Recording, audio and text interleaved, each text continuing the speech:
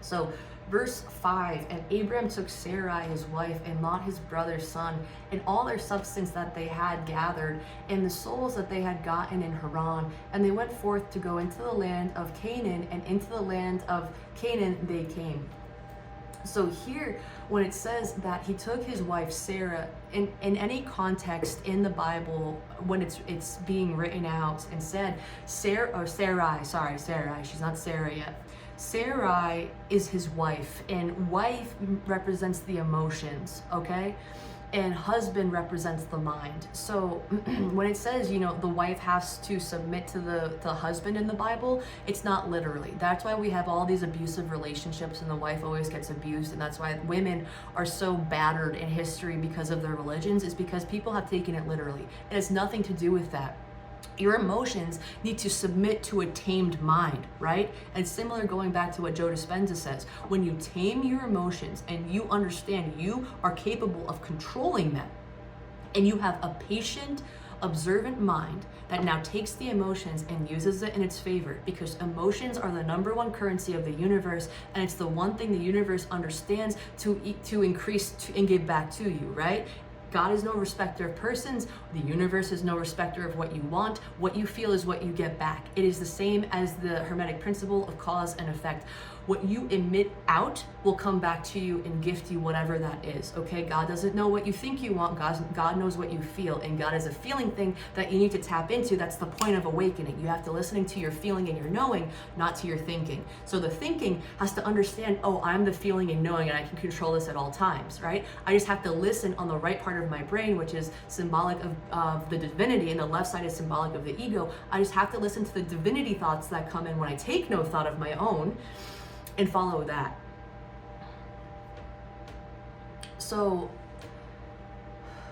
Abram took his wife Sarah, and Lot his brother's son, and all their substance that they had gathered, and the souls that they had gotten in Haran. They took all the material things, that's what substance means, right? To sustain them, the physical nature. And they also took the souls that they had gotten from Haran.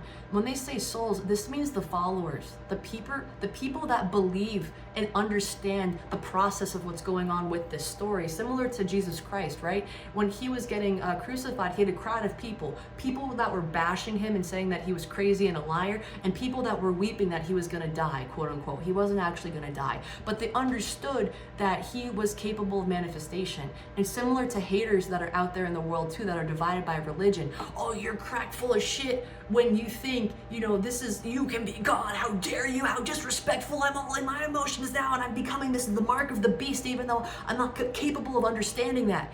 And then you can be the one weeping and understanding, my God, this world would be such a better place if people just understood they were the creator. That is what the polarity is. So here it's similar to saying the same thing. It's foreshadowing that the story that will then become Jesus Christ and him gaining followers, right? Not for the sake of needing it, but for following his purpose. You will become more magnetic when you follow your purpose, because now you're shining of light. You're a child of light. And that's what the tribe of Judah is, the chosen ones. They were the tribe they were the tribe situated on the right of the tabernacle, and the right is associated with enlightenment, or the light that comes in when you actually understand you're an enlightened being. And the 860,000 tribe members in the tribe of Judah actually equals the speed of light for miles per second. So they understood about science back then to this extent. They had divine wisdom. They had divine wisdom because these Egyptians and Greeks were not distracted by the bullshit we have. TikTok, oh, what recipe am I gonna do? What dancer is out there? Oh my God, Lindsay Lohan looks so good now. Oh my God, Amanda Bynes, wow, she doesn't look like, there's so much judgment, there's so much distraction, there's so much crap. When you just remove the bullshit that's taking your power away. I remember, I think Prince had this one award that he had won. And he was saying that the internet is a very good tool, but it's also something to be taken very cautiously, because it will steal your creativity away, your power away. And he's very much correct. He foresaw it happen before it actually really consumed everyone's attention. And I would recommend somebody looking at his speech, because it's really good. He was very wise for understanding that at the time. So here, when Abram takes his wife, Sarai, it means he's taking his emotions with him, because you're a dual part being, your mind and your emotions and your soul. And he's also taking Lot, his brother's son, which is symbolic of your own capability of transcending, right? So the relationships in this Bible are just aspects of the main character in the story. So Abram has his emotions with him, and he also has the capacity to transcend human thought, right? Okay, so and then it says, and into the land of Canaan they came. So they finally hit Canaan here.